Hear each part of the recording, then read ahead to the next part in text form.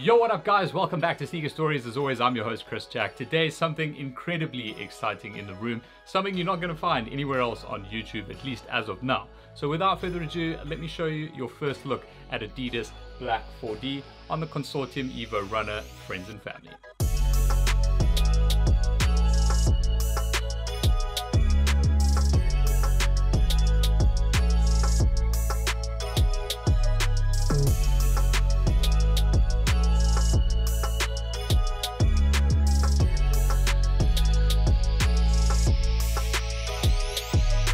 Alright, so this is a very exciting moment for me because there's been a lot of talk since the birth of 4D technology of whether Adidas and Carbon had the ability to change the color of the 4D midsoles, at least down the line, giving you a little bit more option on foot in terms of colorways with 4Ds, not just having the standard sort of aero green that we've seen on every release up to date. There have been some minor variations, but I've never actually had any in hand where there have been white 4D, but I don't know if that was just photos or whatever, but apparently there are pairs. I think there's a Stella McCartney pair, which is pretty much white on the 4D, but it might have just been the photos. I haven't had them in hand, so I can't actually verify that. But what I do have in hand is the Friends and Family Consortium Evo 4D. It was given out to Consortium retail owners in Paris during Fashion Week this year.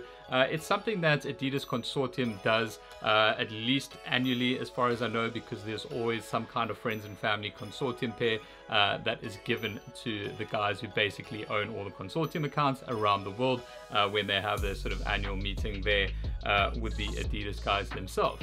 So for this year, this is the first look at Black 4D, and it's something really exciting because this is definitely going to be a sign of what's to come in the future, at least as far as the coloring of 4D goes. Now, some of you guys might remember this particular pair. It is the 4D Consortium Onyx Runner.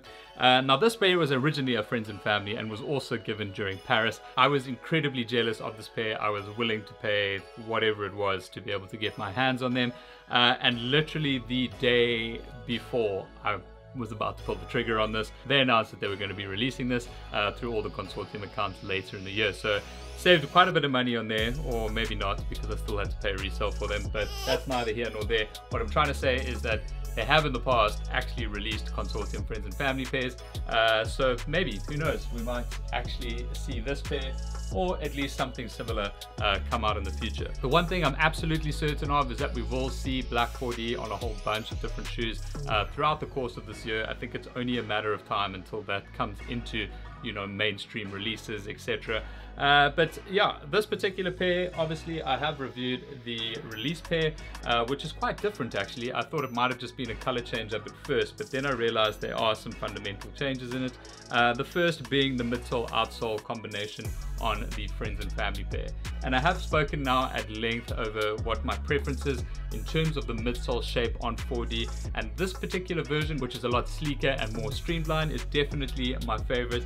It was actually my only issue with this particular pair is that it came with the Alpha Edge or second generation midsole on this pair, which is just a lot thicker and just adds quite a bit of bulk to the shoe. So that was really awesome to see them put the first generation midsole and outsole on here. Just to show you the differences between the outsoles. It's pretty much the same thing as both full Continental rubber outsoles, but the traction patterns and logo placement are different on the pairs, and that's just a change up between the first generation and second generation midsole outsole combination. And then just the last thing on this Black 4D midsole, I was super eager to get these in hand, really just to see whether they had dyed that midsole or if it was actually printed from a black base material, and I'm 99.9% sure it was actually printed from a black sort of resin that they create these midsoles out of, using that process of digital light synthesis. So that's pretty cool to see. So I think they'll have a whole host of different colors, maybe just adding some pigment into the base material of 4D to really change colors down the line. So that's something that I'm really excited about and looking forward to seeing more of in the future. Now moving into the upper, you'll notice it's pretty much identical to what you got on the release Consortium Evo pair.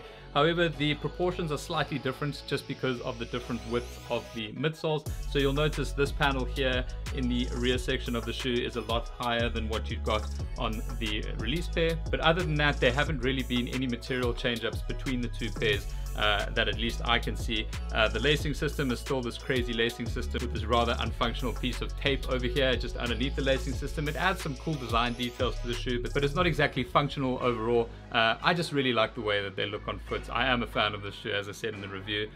This particular colorway, maybe not so much, but you know, it's black 4D and that's why we're looking at it. But further to that piece, you do have these suede overlays here in the eye stays of the shoe, and then just these fused overlays here, which are kind of a faux suede in the toe box section, the base layer of that being mesh with hits of embroidery throughout, just adding a detailing. The 3 stripes are just done in a white embroidery, and that's on the medial side of the shoe as well. The tongue is very much the same as what you got on the release pair, obviously just a change up in color there as well. Now, one of my favorite design traits on this particular release pair was the footbed of the shoe with that window right onto the lattice midsole. You also had a 5-step process detailing on how they create 4D shoes and the purpose and all of that kind of stuff. But what's really cool is on the Friends and Family pair, they've obviously just changed that up. And just to show you inside of there, you've got Adidas Consortium Runner Evo 4D Paris Fashion Week, which has basically been written around, and then you've got the date of January 2020 when the shoes were given out to the consortium retailers. And as all of these pairs are theoretically samples, at least they have sample tags on, you do also have this magnetic barcode which has been put between the footbed and the midsole of the shoe, probably just to track that it's a sample, or maybe who they gave it to or something like that. So that's the only sort of difference I've picked up between this and the general release pair. And from a lacing perspective, they have also included 2 other sets of laces. One of them is quite similar to what's in the shoe here. I'm not going to open the bag up, but the other pair is almost a lighter charcoal gray, which kind of matches up with the other kind of tones going on with the shoe itself. And then quickly showing the insoles of the shoes. This is from the release pair, just in the standard aero green that we've seen in lots of 4Ds, and then on the Friends and Family pair, it's just all black, both with consortium logos in the heels. I think overall speaking, it's just really awesome to have a pair of black 4D shoes in hand, or at least in the wild now, and really just taking its next step in terms of its color journey with this particular medium. We did obviously see it with Boost. It started out all white, and then it was all black, and then we saw red, and then we saw every other color under the sun, and then we saw cool designs on it and things like that. So maybe this is just kind of following the same journey as that. So really excited to see what's to come down the line in terms of other colorways on the material itself, and just other executions on different silhouettes, etc. But that's pretty much it for this review. If you do manage to find a pair, they do fit true to size.